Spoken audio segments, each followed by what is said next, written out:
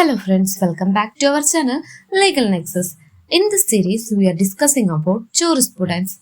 Every law has a story, and behind every story, there is a way of thinking that shaped it. These way of thinking are what we call school of jurisprudence. They are like different maps guiding us through the world of law. Some focus on the authority of the state, some on moral principle, and others on society's needs. In this journey, we'll uncover how these schools, from natural school to sociological school, historical to analytical, have influenced legal thought and shaped the laws we follow today. Let's dive into schools of jurisprudence. The school of thought is a principle or body of principle accepted as authoritative and advocated by one or more scholars belongs to a specific discipline. School are a group of thought that are based on broadly same fundamental precise. The school of jurisprudence have defined law in various aspects. Many jurists attempt to define the concept of law shall be mentioned in detail under the following schools of jurisprudence: natural school, analytical school, historical school, sociological school, and realistic school. Philosophical school. Philosophical school or natural school concern itself mainly with the connection of law to specific thoughts which law is intended to accomplish. It tries to explore the reason for which a particular law has been established. According to this school, legal philosophy must be based on ethical values so as to motivate people for an upright living. It in a way refers to those principles of morality which molds the conduct of a man, enabling him to distinguish between right and wrong and respecting the rights of others in order to maintain social harmony. It is also known as moral law school. Belief law is based on reason. Any law that is against reason is invalid. For example, Article 13 of Indian Constitution, laws may be made by the society or by the state, but they are based upon the strong foundation of reasons. Laws should be based upon ethical values so as to result in maintaining peace and harmony in society.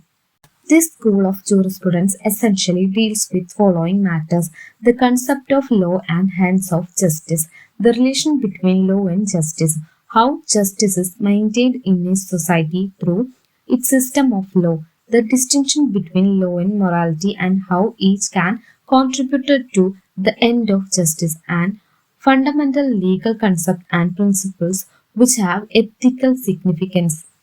Prominent thinkers of this school: Hugo Grotius. Grotius stated that natural law springs from the social nature of man, and the natural law as well as positive morality both are based on the notion of righteousness. Natural justice is the justice indeed with truth. The rules of human conduct emerge from right reason and they receive support from coercive force of the state but the senses of public disapprobation. The view of Grotius was that the agreement of mankind concerning certain rules of conduct is an indication that those rules originated in right reason. Grotius defined natural law as Q detector of right reason, which point out that an act according to as it is or is not in conformity with rational nature has in it quality of moral baseness or moral necessity.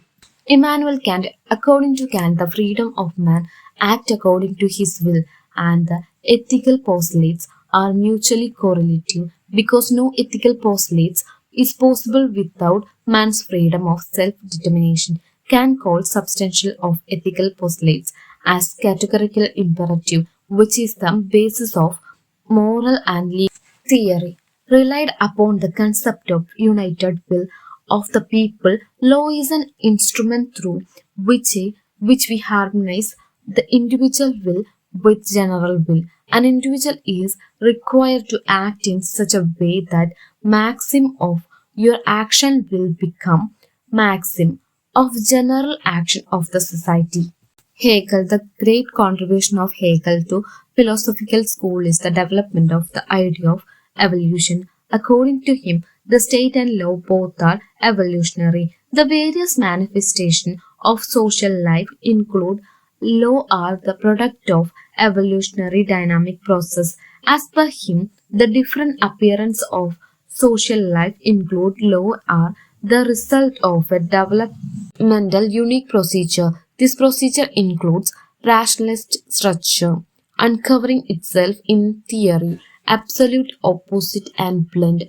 Thus, human soul set a proposition which and upon present as the main thought of a specific recorded age. Criticism on philosophical school. Austin is against the ethical school as according to him there is no necessary condition between law and moral judgments. Unlike statements of fact cannot be established or defended by rational arguments, evidence or proof. Next, we are going to discuss about analytical school. Analytical school is otherwise called the Austinian school. Since this methodology is set up by John Austin, analytical school was perhaps a reaction against the natural law theory that was based on morality and ethics. During 19th century, the natural law theory is lost its significance mainly due to the influence of specific technique over social science including jurisprudence.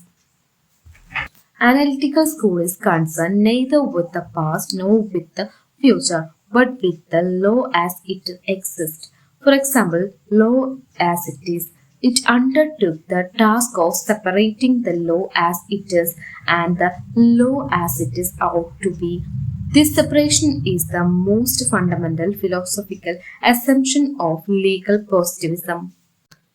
Bentham is one of the prominent thinkers of this school. Bentham is the founder of positivism. Like Austin's theory, Bentham advocated an imperative theory of law in which the key concepts are sovereignty and command.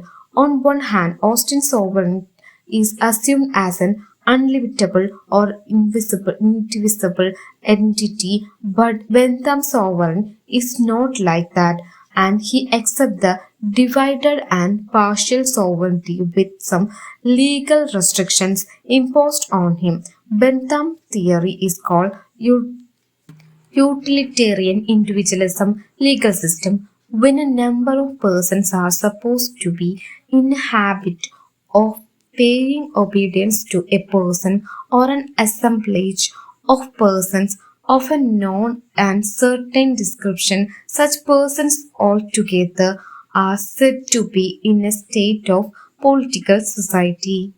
Bentham's utilitarian theory means Bentham defined law as an assemblage of signs declarative of violation conceived or adopted by a sovereign in a state, which means that law is an expression of the will of sovereign in a state. According to Bentham, every law may be considered in the light of a different aspect. Source: law is the will of the sovereign, subject, person or thing, object, act, situation, forbearance, extent, law cover, a portion of land on which act is done, aspect, may be directive or sanctioned force to produce the effect, grammatical state appendages, something attached with the state, expression of will. Individualism, based on the principle of laissez-faire, means minimum interference of the state in the economic activity of the individual. This should be resulting in the happiness and welfare of society. According to Bentham, the purpose of law is to bring pleasure and avoid pain, and the legislation came to an end on the greatest happiness of the greatest number. According to this theory, the right aim of the legislation is to carry out the principle of utility. The legislation developed the law on the basis of the utility of individuals. Utility: Bentham defined utility in two terms: to provide pleasure, property or tendency of a thing to provide some pleasure, benefits, advantages, happiness, to prevent pain, to prevent the happiness of mischief, pain, evil, or happiness. The utility is based on the greatest number of happiness of the greatest number. That is why this theory is also known as greatest happiness principle, which means any law is good or bad depends upon general happiness of the majority of the population. There are several criticisms for this principle. According to Friedman, Bentham's theory mainly suffered from two weaknesses. Bentham mingled materialism with ideas, failed to balance the individual interest with the interest of the community. Other criticisms include that pleasure and pain is not the final test of the adequacy of law or any legislation. They state that interest of an unlimited number of individuals shall contribute to the interest of community but fails to recognize the inequalities. The application of concept of laissez-faire providing a complete framework for individual freedom is not totally correct. Legislation is required to restrict individual behavior. John Austin. Austin defined law as a rule laid down for the guidance of an intelligent being by another intelligent being having power over him. Austin defined law in two parts, proper law and improper law. Then again, proper law is divided into two parts. Firstly, the laws set up by God to man, and secondly, laws made by man for man. Human law is divided into two heads, positive law and positive morality. Only positive laws are the proper subject matter of jurisprudence. According to Austin, the law is command of sovereign, imposing a duty which is enforceable by sanction. The study and analysis of positive law are based upon the law which is strictly applied by political superiors to political inferiors. Criticism of Austin's theory. Importance of customs are overlooked. Laws conferring privileges fail to ignore certain laws such as law of succession, contract, easements, etc., which are not necessarily enforced due to sanction. No place for judge-made law. Austin theory treat international law as morality neglect the role of international law. Overemphasis on command ignore the role of general will of people in democratic setup. Interrelation between law and morality is completely ignored. H.L.A. Hart conceives law as a social phenomenon and it can only be understood and explained by reference to the actual social practice of a community. According to Hart, law is a set of rules. Where there is a law, the human conduct is non-optional or obligatory. Idea of obligation is the core of a rule.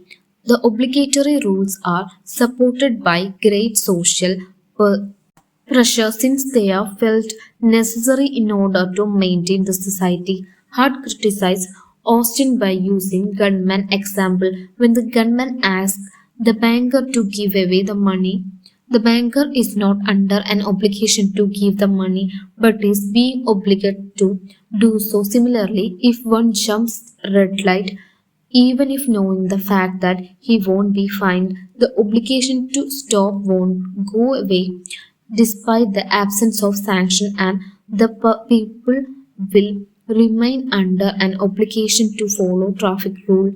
The obligation to follow rules precise even in the absence of sanctions. Thus, Hart believed that rules are followed not because of the sanctions but because of the society's acceptance of a rule being binding. Limitations of Hart's theory. The biggest drawback of this theory is the problem in identification of these rules. Further, the theory might fail to address those situations where the rule of recognition has itself been challenged before the court of law, or where the rule of recognition failed to validate or generate a primary rule. Here, Professor Hart described it as an open texture where judges are free to use their discretion, and adjudicate. The remaining part of this topic will be covered in next video, so stay tuned. Thank you for watching this video. For more legal insights, please like, share and subscribe.